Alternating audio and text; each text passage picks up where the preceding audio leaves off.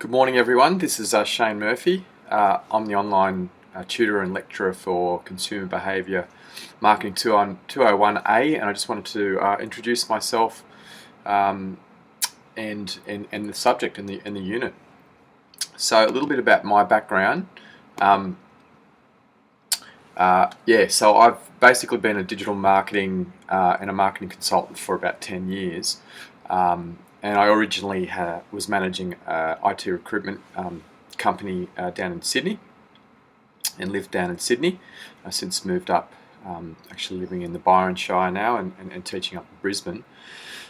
So I've got a lot of background in the entertainment marketing space in terms of artist management, record label experience, event management and so on. And I've been teaching at APM for about 12 or so years. So I originally taught down in Sydney, but a lot of higher education experience teaching at Southern Cross University, Griffith University as well. I've also had experience in TAFEs and also teach at SAE. So yes, been teaching consumer behaviour for about 12 years. I find it a fascinating subject. So a little bit about consumer behaviour.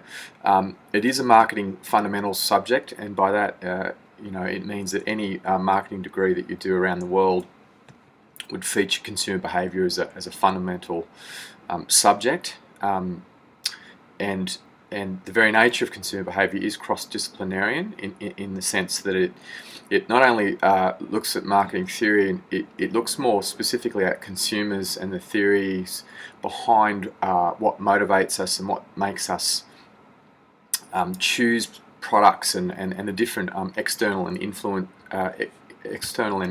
influences on us as we make those decisions. So it crosses the areas of economics, social psychology, anthropology, and cultural studies as well. So it is quite large in its scope.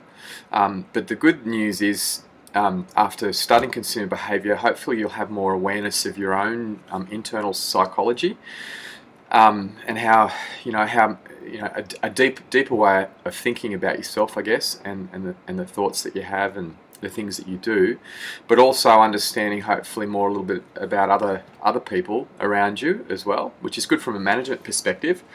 But also understanding more about consumers and how they behave, and as a marketer, that's obviously vital. The marketing concept is all about focusing on the consumer. So the subject is complex, but you can start with yourself. There is certain aspects to it that's common sense based, but there's other aspects that are much more complicated in terms of its theoretical point of view. And you can, it's really important in a subject like this not to see your worldview as simply what, according to yourself.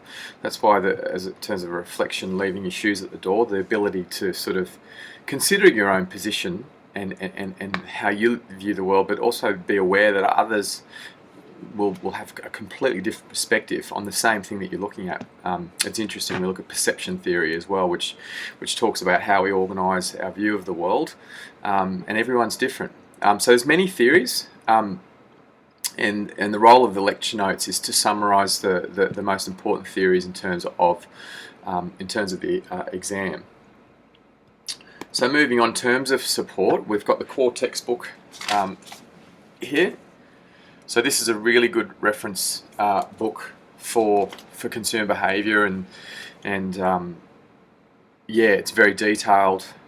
It is a very good reference book. We've also got the subject outline, which you can check out at the Blackboard portal, and then we have the lecture presentations, which are PowerPoint presentations, and they, as I said, they summarise the textbook. And we also have video and readings for each topic. I particularly like videos and using video examples, which can be found in the extension resources, to just help sort of help explore key points through examples. I think it's a really important and very healthy in a subject like consumer behaviour with so much theory to be thinking about theory and then linking that theory with examples, or linking that theory with marketing applications. So there's a little hint there for the exam, is wherever there's any marketing implications from the theory, that's a really important very usable aspect of the content of this subject. We've got the weekly discussion board, which in an online subject, it's very important that you get involved with that and comment. Each week they're not very long discussions, so I'm not expecting you to spend a lot of time on it. I just think it helps connect everyone to each other and to the course and some of the subject material. So I really, really encourage you strongly to engage in that weekly discussion board. Now, my contacts on the welcome page, you can check that out, but essentially it's 9 to 5 business hours. Email direct to me is probably the best way to get in touch with me. I still am doing consulting and I'm moving around different teaching in different places, so an email's good, and I do have a mobile posted up on the page if you need something quickly and urgently, in business hours only, and not on weekends. Also, I'm urging you to check out the the academic skills section on the Blackboard portal. If you haven't seen that, it just gives tips on report writing and tips on referencing, and it's healthy, I think, to just give that a bit of a scan over before you're submitting. In terms of expectations, if you can check the learning portal at least twice a week, especially the discussion forum. If you can post something each week, that would be great. And we need to stick strictly to the schedule in terms of the due date of assignments. Okay, it's very important that I, as a lecturer and facilitator, treat everyone fairly. So I am mindful of sticking to the due dates of assignments, but there is a process you can apply if you've got mitigating circumstances. For example, something comes up in your personal life or family life, or someone that was unavoidable. Just being busy isn't really a mitigating circumstance because we're all really busy. So make sure you get your calendar out and include the key dates of what things are due, and try very hard to stick to that, and give me plenty of notice if you feel that's going to change.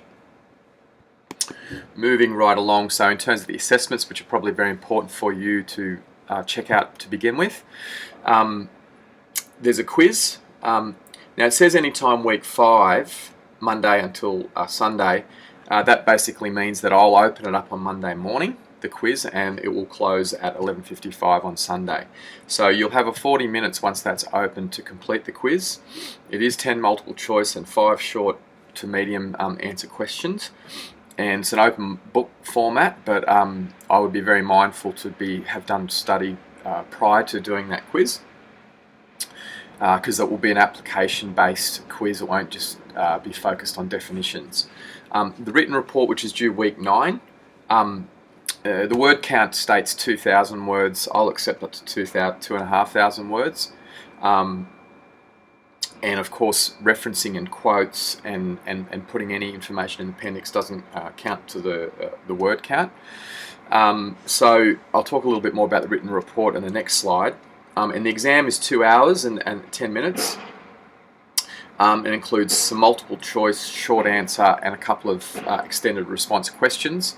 That's administered through online services. Some of you would have done that before, or sat exams before, and you know the process there. So any administration issues around the exam, get in touch with online services, and I'll be posting out a very specific outline of what's in the exam leading up to the exam. Cool. And in terms of the written assessment that you're handing in the diary, it's based on you collecting a reflective diary from weeks 2 to 8. Now, you may want to keep the diary as a rough kind of thing. It may even be, it might even use an audio log on your phone and talk yourself through a purchase that you're making. But essentially you're going to focus on, and you only need to focus on, 4 medium to high involvement purchase items. So during that 2 to 8 week period, it may be that you make your purchases within the first 2 weeks. So there's no rule to say you've got to do a purchase each week. You've just got a scope between weeks 2 and 8 to analyse 4 decisions that you made. And as an example of a medium to high involvement purchase, there might be something like a computer or a technology purchase. It might be a fashion purchase, because fashion, we get very involved with that psychologically. It could be a fridge, it could be an appliance, it could be furniture and things like that. So once you read the text, you'll be more tuned into what makes a medium to high involvement purchase, and it just allows you to discuss in more depth the consumer behaviour behind those purchases. So section 1, when you read about the written assessment, you're essentially going to be applying chapter 14, which is consumer decision making process, in terms of describing the purchase you've just made and using some of that terminology. And then in part 2, you're going to be engaging more some of the theory that you're getting from a week-to-week basis to your actual purchase. It's a fascinating assignment, and I hope you enjoy that, really getting deep and underneath the surface of why it is that you're making certain choices, and really being honest about some of the influences on those purchases. Obviously applying consumer behaviour theory is critical in this assignment when you're critically analysing what it is that you're doing and engaging in course theory and materials, references, any research to validate your insights and your opinions. So that's it for me for the welcome. Really welcome aboard to Consumer Behaviour, and I wish you the best of luck. I know that everyone's very busy, so try and plan your study activities. And let's enjoy the process of learning in an online environment, and in a subject like this that's so fascinating when you scratch beneath the surface. So stay tuned for a Collaborate session announcement, and all the best. Have a great day.